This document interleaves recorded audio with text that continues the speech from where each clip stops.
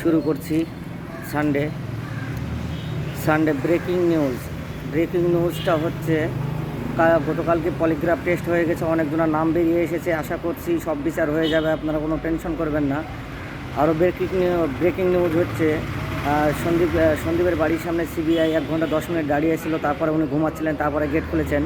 বিচার একদম হয়ে যাচ্ছে, আপনারা কোনো টেনশন করবেন না, আন্দোলন করার আর কোনো প্রয়োজন নাই। এই তো বিচার শুরু হয়ে গেছে, বিচার আপনারা দেখতে থাকুন, সমস্যা নাই। সবার নাম বেরিয়ে গেছে। পলিগ্রাফ টেস্ট, বালের টেস্ট, আমি বলছি বালের টেস্ট। কোনো বালের টেস্ট করে এভাবে কোনো দিন ওদের মুখের কথা আর বের করতে পারবেন না। আমার একটাই দাবি, শুধু কলকাতার বুকে না, গোটা পশ্চিমবাংলার বুকে আনাচে কানাচে সমস্ত জায়গায় আন্দোলন গড়ে তুলুন। প্রতিটা জেলায়, গ্রামে, রাস্তাঘাটে, সব জায়গায় যদি আন্দোলন না করেন, এর কিন্তু সঠিক বিচার আপনারা কোনো দিন পাবেন না। জানবেন যে উপরওয়ালা ছাড় দেয় কিন্তু ছেড়ে দেয় না, এটাই কিন্তু মাথায় রাখতে হবে। সেজন্য রাজ্যের পুলিশ মন্ত্রীর যতক্ষণ না পদত্যাগ হচ্ছে, এর সঠিক বিচার আপনারা পাবেন না। আশা করছি আপনারা আন্দোলনটা খবরদার থামাবেন না।